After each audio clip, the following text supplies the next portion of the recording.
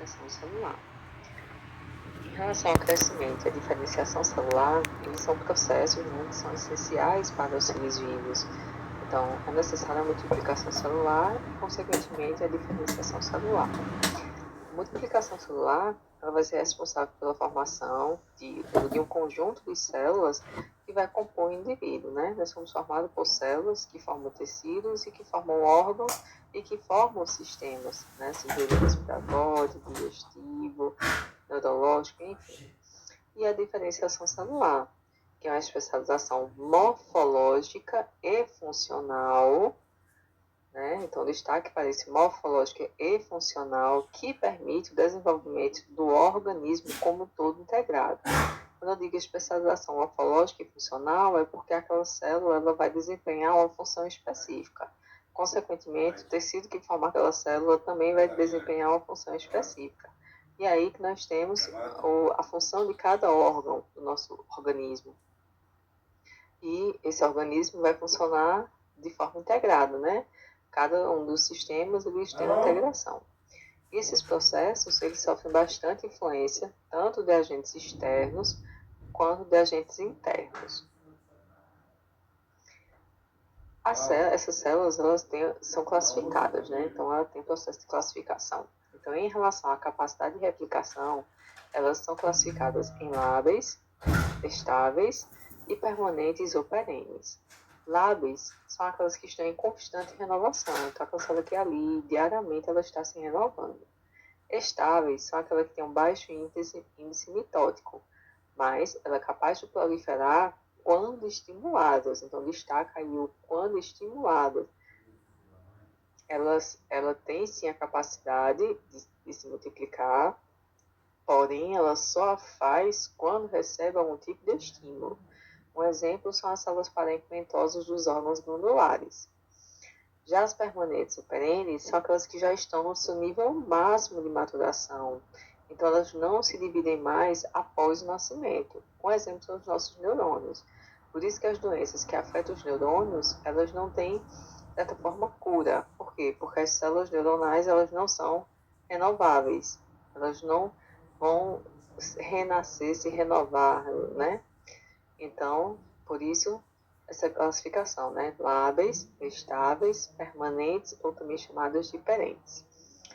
E nós temos ainda as células-tronco, que são aquelas que têm capacidade de se dividir-se e diferenciar-se em distintos tipos celulares. Ou seja, são células indiferenciadas. E algumas células, elas podem diferenciar-se em qualquer um dos tipos celulares diferentes, melhor,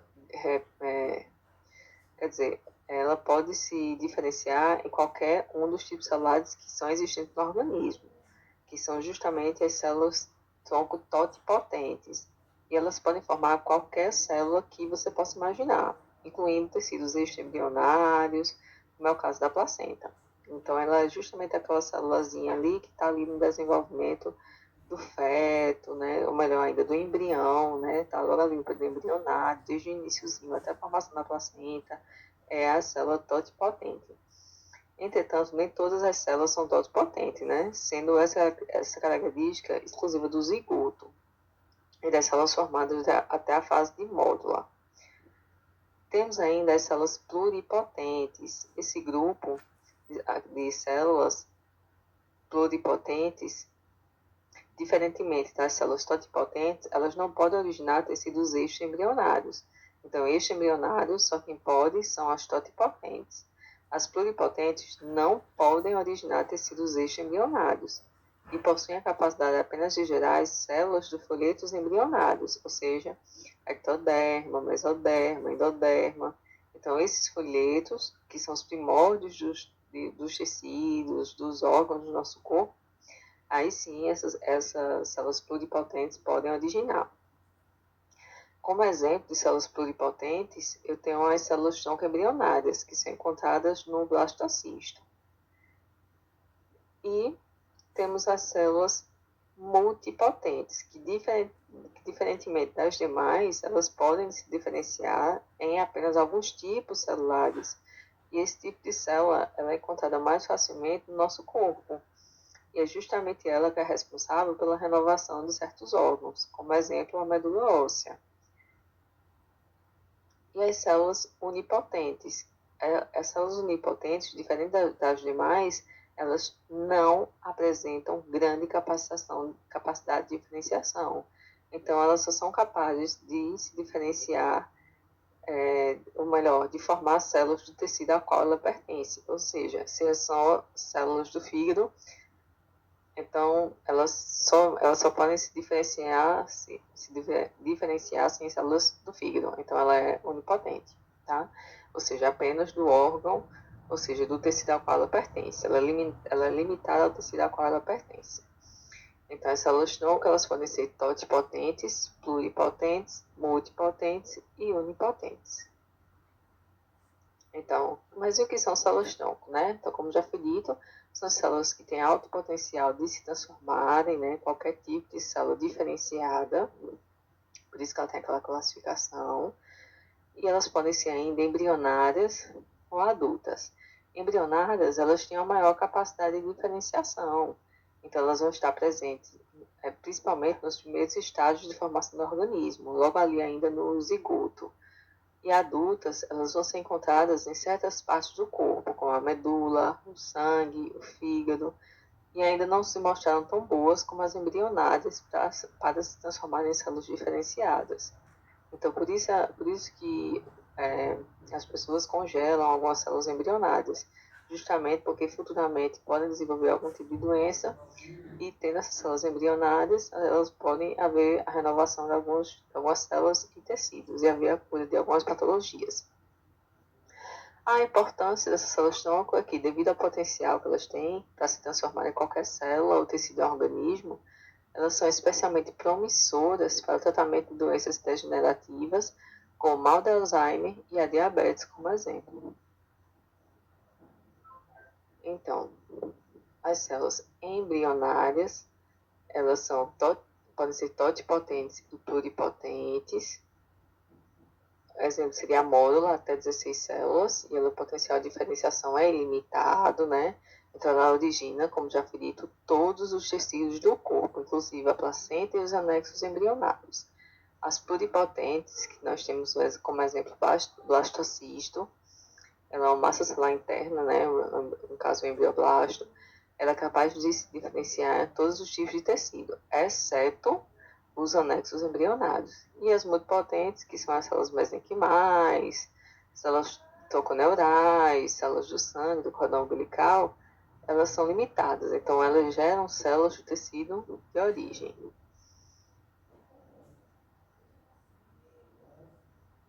E em relação, como já falei, né, à replicação, lábeis estáveis e perenes. Então, lábeis, elas são capazes de se dividir continuamente, ou seja, elas estão em constante divisão. Estáveis somente quando há estímulo, né, como já foi dito, e perenes são aquelas que já chegaram no seu nível máximo de diferenciação, então elas não têm mais essa capacidade de proliferação. E aí, entre as fases do ciclo celular. Em relação às fases do ciclo celular, nós temos algumas fases, alguns pontos, e é importante a gente conhecer cada um desses pontos, o que significa cada um desses pontos. Bom,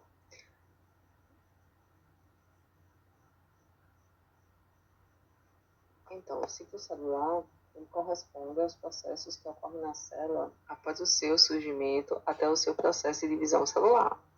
E é ele que vai dar origem a duas células. Então, durante esse período, a célula passa por diversos processos, como crescimento celular, multiplicação do seu material genético e, consequentemente, uma divisão celular. Então, o tempo de duração do ciclo celular ele vai variar entre os diferentes tipos de célula. E ele é dividido em duas fases, a intérfase e a mitose. Então, na intérfase, vai ser durante um tempo. Na verdade, acreditava-se que nada acontecia na célula entre o surgimento da célula e a sua divisão. No entanto, nessa fase, que é a da intérfase, a célula encontra-se em intensa atividade metabólica. Então, a gente consegue observar o crescimento dela. Então, a intérfase é a fase mais longa do ciclo celular e ela vai se dividir em 3 etapas, G1, S e o G2. No G1, nessa etapa ela é conhecida como primeiro intervalo, por isso que ela é G1, GAP1, é o primeiro intervalo. Nela vai ocorrer a síntese de proteínas e de RNA, tá? Então, aqui eu não vou ter síntese de DNA, e o tempo de duração dela é a mais variável entre os diferentes tipos celulares, ou seja, ela que dura mais, ela vai de 6 a 12 horas. E a gente pode observar que tem aqui um pontinho de restrição, tá vendo que tem um traço na G1? Então, no G1, esse ponto de restrição é o seguinte: se houver qualquer alteração na célula, como se fosse um ponto de verificação. Se houver algum dano, alguma lesão, algo de errado, ela não passa para a próxima fase. Então, esse ponto de restrição é como se fosse um local que ele vai analisar se essa célula está apta para passar para uma nova fase. Então, a célula que passa esse ponto, ela está comprometida a passar para a fase S. A fase S é de síntese, S de síntese. Então, nessa etapa, ela é conhecida como a síntese justamente do material genético, tá? Então, essa é a fase S, nela que eu vou ter a síntese do DNA, que vai dobrar a quantidade de DNA na célula, de RNA e de proteínas que também vão ser sintetizadas. Em segundo, nós temos o G2, que é conhecido como segundo intervalo, que ocorre a síntese de proteínas, como a tubulina, que vai formar os microtúbulos do fuso mitótico e do RNA. No entanto, isso acontece em menor quantidade do que na etapa G1. Então, o período de duração dessa etapa é proporcional ao da G1. Só que, normalmente, o G2 ela é menor do que o G1. E o M, que é a etapa da mitose. Então, após o período de crescimento celular e preparação para a divisão celular, que ocorreu durante a intéfase, né, que foi o G1, o S e o G2, na mitose, a célula, enfim, divide-se em uma fase denominada, né, divide-se em duas células, que é justamente a mitose, né? Então, ocorre a formação de duas células filhas idênticas à célula parental. Então, a mitose, ela divide-se em 5 etapas: prófase, prometáfase, metáfase, anáfase e telófase.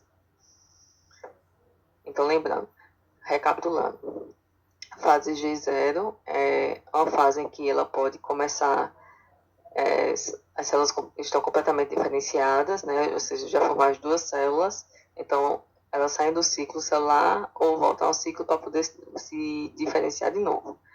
O ponto G1 é o GAP1, que é a fase 1, onde ocorre síntese de RNA e de proteínas. Tem um ponto de restrição, que é para avaliar se essa célula realmente está apta a passar para a próxima fase. Estando apta, ela passa para a fase S, que é a fase S de síntese. Então, síntese de quê? De DNA e de RNA e também de proteínas. O G2, que não sintetiza DNA, mas sintetiza RNA e proteínas. E a fase M, que vem de mitose. Então, ocorre a divisão nuclear, onde vai originar duas células filhas. Aqui, novamente, a gente consegue ver, né, o G1, crescimento celular, o ponto de checagem, o S, que é a síntese, né? Aqui, duplicação, replicação do DNA, no G2 a célula se preparando para dividir, e o M, que é a fase da mitose. Então, aqui a formação de duas células idênticas e posso novamente começar tudo do início, que é o G1. Então, G1, R, que é o ponto de checagem, o S de síntese, G2, que é a síntese 2, e o M de mitose. Bom, e aí nós temos as ciclinas dos CDKs. Os complexos CDK-ciclinas, eles são os responsáveis pela transição de uma fase para outra do ciclo. Então, eu passar da fase G1 para S, por exemplo, é necessário a atuação do complexo CDK-ciclina. E a principal função do complexo CDK-ciclina é justamente a fosforilação de várias outras proteínas em determinados estágios do ciclo. Ou seja, ele tem como principal função bloquear a fosforilação de proteínas pela quinase e parar o ciclo celular. Relembrando, a fosforilação ela é o quê? Ela é um dos principais participantes dos mecanismos de regulação das proteínas. Então, ela é importante nos mecanismos de reação da qual participa o trifosfato de adenosina, né, que é o ATP, que vai funcionar como moeda de energia nas células dos organismos vivos. Ou, de uma forma mais na linguagem bioquímica, a fosforilação é a adição de um grupo fosfato a uma proteína ou outra molécula. Então, a fosforilação é um dos principais participantes nos mecanismos de regulação das proteínas.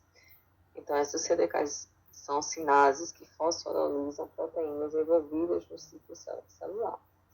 E as ciclinas, elas prendem a proteína-alvo para que o CDK possa fosforilá-las. E o que são as sinases? As sinases, ou também chamadas de quinases, são enzimas que transferem grupos fosfatos de moléculas doadoras de alta energia para moléculas-alvo específicas. Esse processo recebe o nome de fosforilização. E essa molécula-alvo ela pode ativar-se ou inativar-se mediante esse processo de fosforilização. Mas aí fica a pergunta, como a fosforilação de proteínas pelo complexo CDK-ciclina controla o ciclo? Ela controla porque a fosforilação inicia uma cadeia de eventos que ativam fatores de transcrição de genes, cujos produtos eles são necessários para a sequência do ciclo celular. E como é que ocorre a desativação do CDK-ciclina? Os RNAs mensageiros da ciclina e a própria proteína, elas são altamente estáveis. Então, elas são facilmente degradadas. Então, as proteínas fosforiladas, elas são desfosforiladas por enzimas presentes na célula. E, consequentemente, assim ocorre essa desativação do CDK-ciclina. Checkpoints é justamente aquele pontinho que tinha entre no ciclo celular, em que, como já foi dito, a célula só consegue passar dele, ou seja, para o próximo estágio do ciclo, quando a fase anterior estiver concluída com sucesso. E se algo der errado, ela não passa daquela setinha, ela volta, tá? Então, é uma forma de corrigir e de garantir que as células sejam multiplicadas corretamente. Aqui nós temos um exemplo de uma mulher que estava com um cisto de 120 quilos. Já fazia 11 anos que ela tinha esse cisto e ela não procurou o médico porque ela tinha medo. Então, aqui nós temos exemplo de uma multiplicação celular que não houve controle. Então, a multiplicação celular desgovernada. Então, normalmente, no número de células do indivíduo, ela tem um balanceamento. Então, normalmente, as nossas células elas vão ser multiplicadas conforme a forma que elas são degeneradas. Então, para que haja um equilíbrio. Então, o número de células do indivíduo é o resultado do balanceamento entre o número de células originadas por mitose e de perdas celulares por apoptose, né? Processo fisiológico. Aquelas células que já estão envelhecidas, elas vão ser trocadas por células renovadas. E aí nós temos ativadores e inibidores de crescimento celular. Entre os fatores de crescimento, que são capazes de estimular ou de inibir a multiplicação celular, nós temos as de ações autóctonas, paráctonas, endócrinas e justáctonas. Autóctonas são aquelas que agem nas células que a produziram. Então, olha aqui na imagem do autóctono, você perceba. Está vendo as bolinhas? Elas estão agindo na célula que produziu, né? Na própria célula. Vendo que não tem outra célula em cima. As paráctonas, elas agem em células vizinhas. Está vendo aqui na segunda imagem? Ela está agindo na célula que está próxima a ela. As endócrinas, elas agem em células distantes. Está vendo que aqui tem outra célula no meio. Mas, ao invés de uma célula do meio, ela já está indo procurar uma outra célula que está mais distante. Imagem 1. Os justáctonas são aquelas que agem em células muito próximas. Então, aqui, eu estou vendo que a célula, a última imagem, a célula está bem pertinho, e ela está agindo justamente nela. Então, esses são os fatores de crescimento: autóctonas, paráctonas, endócrinas e justáctonas. Então, é só ver aonde ela vai agir. Se em células que produziram elas, células vizinhas, células distantes, ou então se são células muito próximas. Essa vai ser a diferenciação entre cada uma delas. Em relação à classificação e nomenclatura, nós temos alteração do volume celular, que pode gerar hipertrofia e hipotrofia, dentro temos alterações da taxa de divisão celular. Pode ser hiperplasia, hipoplasia e aplasia. E alterações da diferenciação celular, que podem ser metaplasia, e alterações do crescimento e da diferenciação celular, que é as displasias e as neoplasias. Em relação ao volume celular, nós temos aqui na imagem uma célula normal, uma célula com hipotrofia e uma célula com hipertrofia. Nessa célula com hipertrofia, ela sofre um processo de anabolismo. O anabolismo ele compreende as reações que formam moléculas complexas a partir de outras mais simples. Então, aqui eu vou ter gasto de energia e vou ter um aumento da célula. Então, por isso que na hipertrofia, essa célula aumentou de tamanho. Para que ela aumentasse de tamanho, é necessário gastar energia. Por isso que a gente diz que no anabolismo há gasto de energia. Mas ela aumentou de tamanho. Então, consequentemente, eu tenho uma hipertrofia. Hiper, porque é acima, né? Muito. Então, ela aumentou de tamanho. Já uma hipo é pouco. Então, ela fez que ele diminuiu.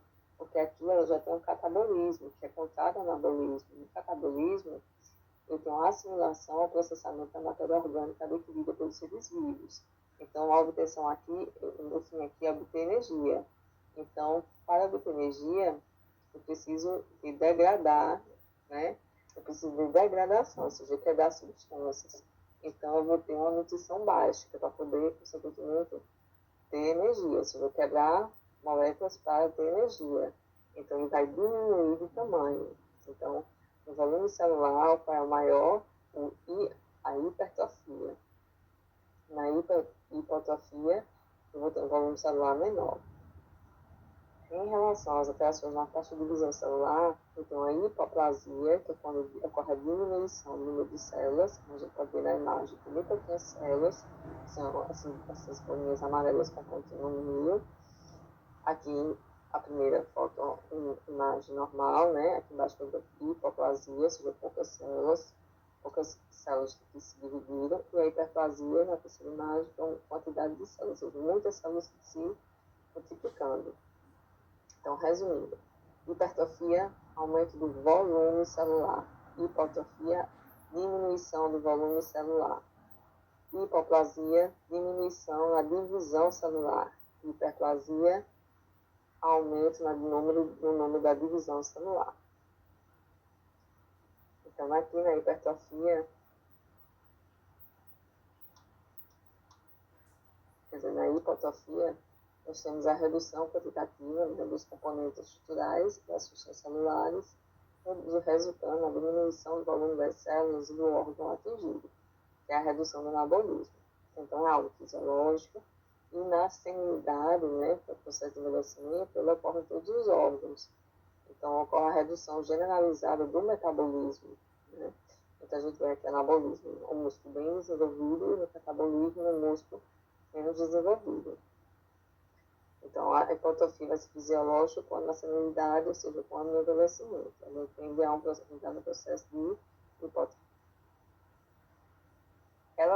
Essa hipotrofia vai ser patológica quando, em algumas situações, como por exemplo, na nutrição, ou seja, por falta de alimentação, então, porque vai gerar uma deficiência nutricional, por desvio de alguns tecidos, ou órgãos, ou membros. Então, por muito tempo, assim, a musculatura esquelética, uma pessoa que é cadeirante, então ele vai gerar uma hipotrofia, né? Já que ele não está exercitando aquele membro por compressão.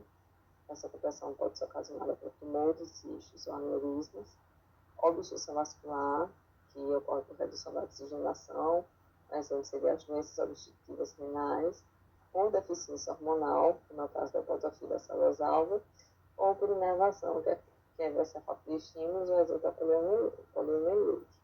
Então, esses casos são casos de hipotrofia patológica. Hipertrofia. Então, a hipertrofia, como foi falado, é o aumento quantitativo dos constituintes e das substâncias celulares, o que provoca um aumento volumétrico das células dos órgãos afetados. Então, é uma forma de adaptação celular frente a uma maior exigência de trabalho. Então, precisa aqui de quê? De maior oxigenação, já que ele vai exigir maior trabalho, de organelas e sistemas celulares íntegros e de inervação preservada. Ela vai ser fisiológica, como ocorrer nos processos programados. Exemplo, durante a gravidez, então a musculatura uterina ela tem que aumentar de tamanho.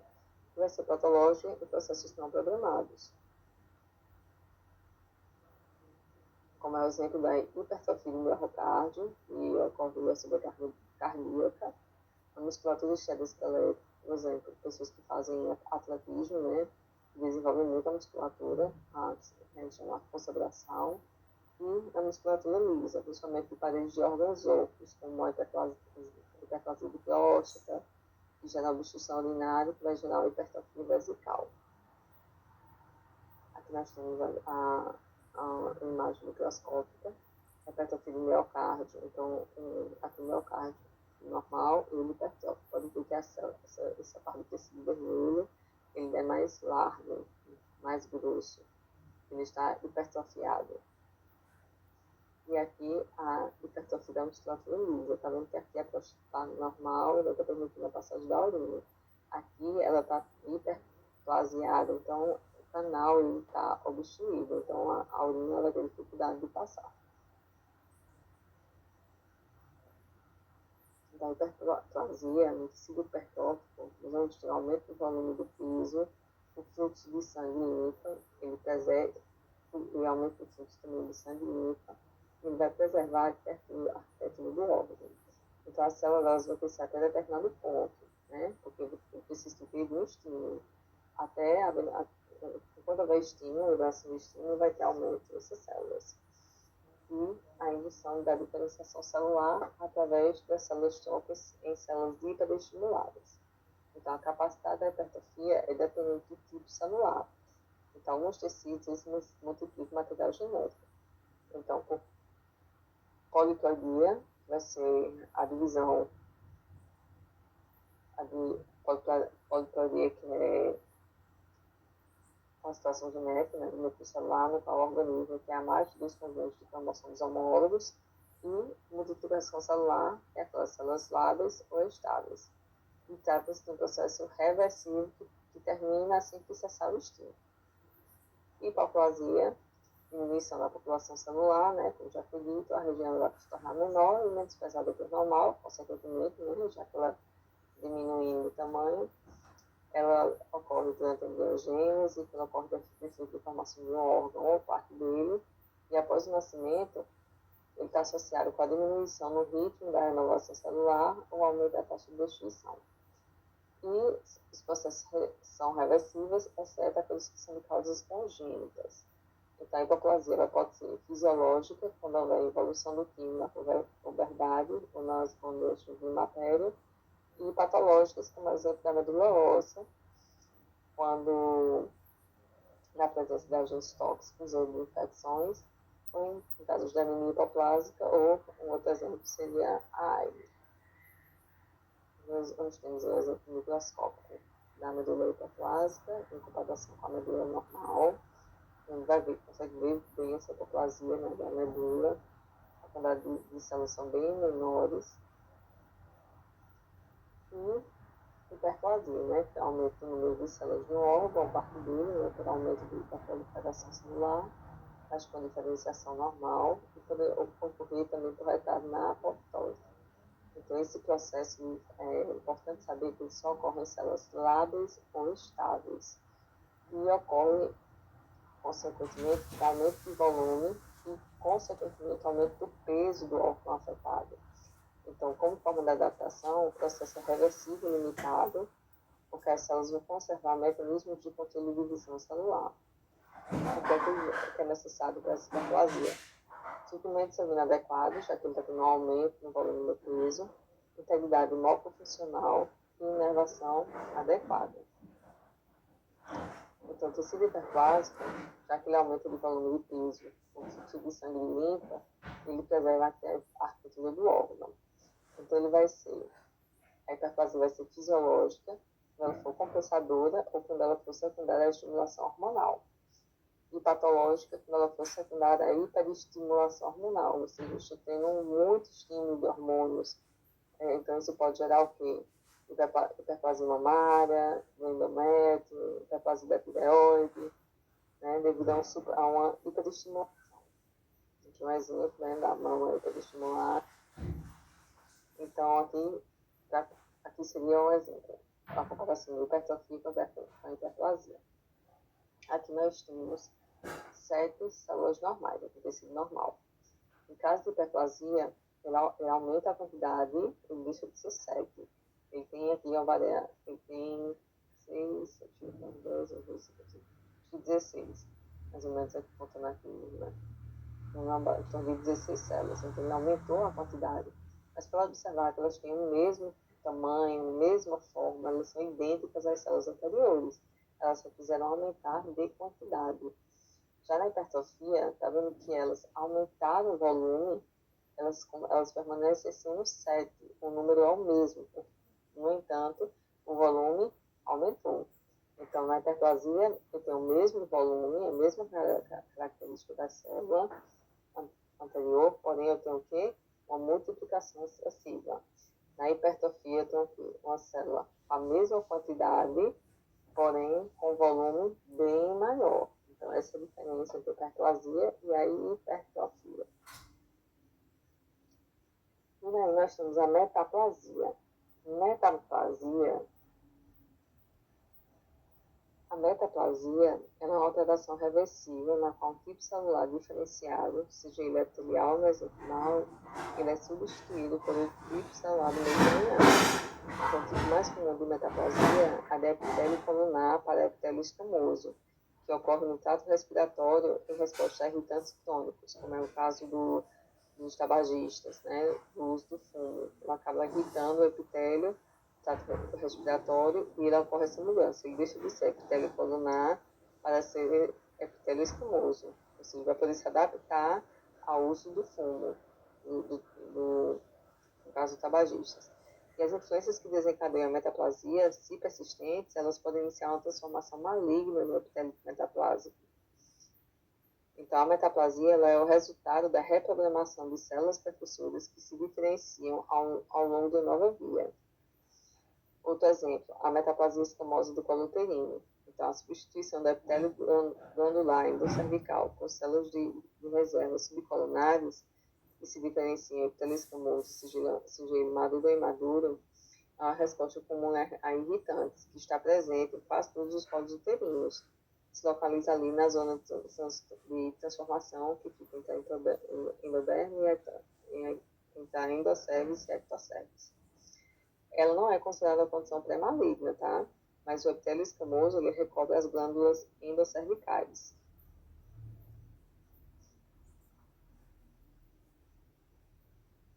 Então, a metaplasia é uma mudança na formação, é uma diferenciação, é como se o tecido ele precisasse se transformar em outro para poder se adaptar à situação a qual ele foi sujeito.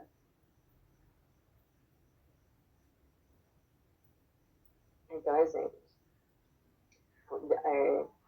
Quando ocorrem muitas agressões mecânicas repetidas, exemplo, próteses dentárias mal ajustadas, então elas vão gerar agressões mecânicas repetidas, então o tecido tem a se adaptar a essas agressões. Então ela acaba mudando o tipo de tecido naquele local. Alimentos quentes, então quando você se alimenta muito com alimentos quentes, o seu epitélio oral ele se adapta, ele muda para poder se adaptar a esse tipo de alimentação. Irritação química persistente, exemplo, o fumo, como eu falei, a mucosa respiratória ela muda para poder se adaptar ao fumo. Inflamações crônicas, o colo uterino, as mucosas brônquicas gástricas, elas também vão mudar o tipo de tecido para poder se adaptar a essa inflamação, ou seja, ele se adapta à situação. Então, a metaplasia é um tipo de adaptação a algum tipo de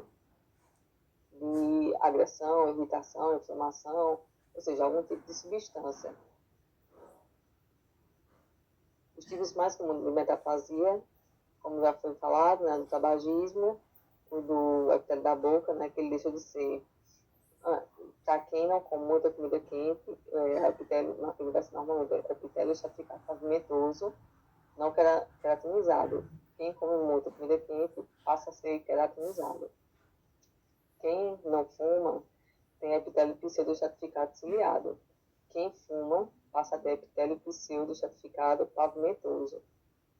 E quem não tem calcificações tem transformação de tecido não tem transformação de tecido cartilaginoso em tecido ósseo. Já que não tem calcificação, o tecido cartilaginoso vai passar a ser tecido ósseo.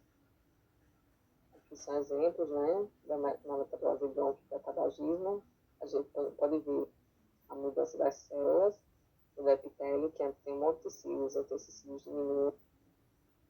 Aqui, a comparação entre áreas do epitélio cervical, dele normal e dele metaplásico. É bem notável essa diferenciação no classificamento.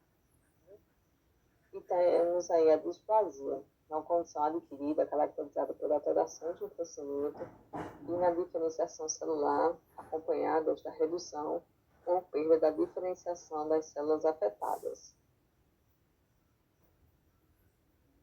Então, a displasia é uma condição pré-cancerosa, tá? Então, ela é uma lesão associada ao aparecimento de um câncer, principalmente as displasias de polipurina, dos brônquios e do estômago, um carcinoma in situ, daqui localizado no epitélio, ou seja, está no epitélio ainda não invadiu, por isso que ele é in situ, ou seja, localizado, e hiperplasias, que podem ser endométrio, pólipos adenomatosos, intestino grosso.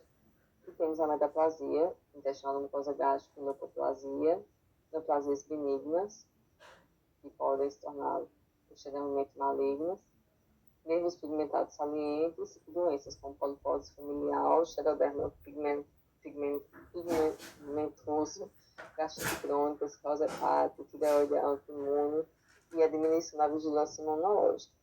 O que são cada uma dessas patologias? A polipose adenomatosa familiar ela é uma neoplasia hereditária caracterizada pela formação de centenas de pólipos no intestino grosso. E esses pólipos eles surgem das glândulas, ou seja, do adenomatosos, né? E começam benignos, mas após vários anos, alguns deles sofrem transformações malignas e passam a se tornar adenocarcinoma, ou seja, o câncer de cólon. Já o xeroderma pigmentoso, também conhecido como XP, é uma doença genética rara, caracterizada por um defeito no reparo do DNA, após lesões causadas pela radiação ultravioleta. Por isso que ele também é chamado de xerodermia pigmentosa, também doença do sol. Então, ele pode tornar incapaz de reparar qualquer dano causado pela radiação ultravioleta na pele, nos olhos e na mucosa. A gastrite crônica, né? E com o passar do tempo, ela sobrevém à atrofia da mucosa, com perda das estruturas glandulares. Em alguns casos, acontece a metaplasia intestinal, que é mais um fator que leva a um aumento no risco do câncer gástrico. Então, a gastrite crônica ela pode ser causada por bactérias, né? Como a Helicobacter pylori, ou conhecida como H. pylori, e doenças autoimunes. A cirrose hepática, que é uma lesão hepática crônica, né, resultante de uma variedade de causas, levando à formação de cicatrizes e insuficiência hepática. E a hepatite e o alcoolismo crônico são causas bem frequentes, e os danos no fígado causados pela cirrose não podem ser revertidos, mas é possível limitar outros danos. E a tireoide autoimune, que é quando o sistema imunológico ataca a glândula em forma de borboleta, né, que nós temos localizada no pescoço, ou seja, a tireoide. Então, inicialmente aparece inflamação na tireoide, né, que provoca uma ruptura, que resulta no excesso de hormônios da tireoide, no caso o hipertireoidismo, e ao longo do tempo essa inflamação impede a tireoide de produzir hormônios suficientes, então ela causa um hipotireoidismo.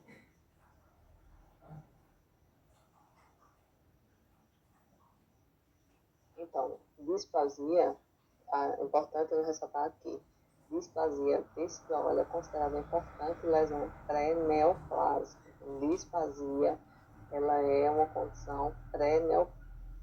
Não é o câncer propriamente dito, mas ela tem uma chance maior de se tornar-se um câncer.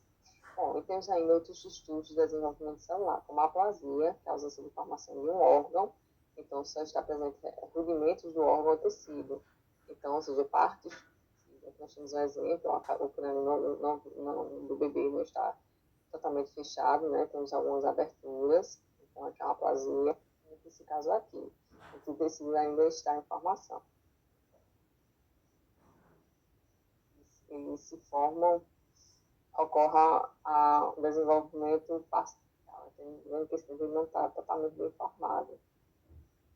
Aqui, ó, ocorre uma formação dentária, então é um quadro de agenesia.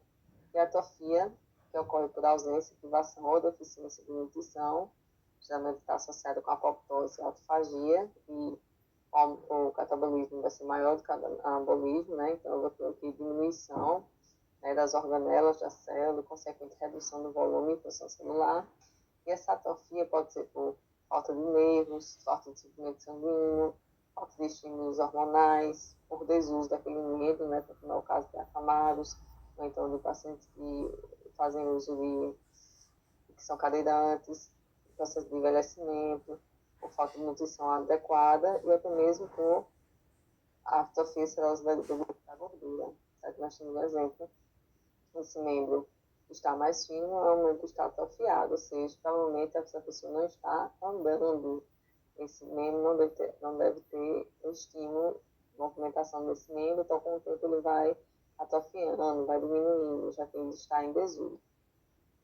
Aqui nós temos o exemplo da atrofia do músculo, do bíceps, né? O bíceps normal e o bíceps com atrofia, ou seja, diminui de tamanho.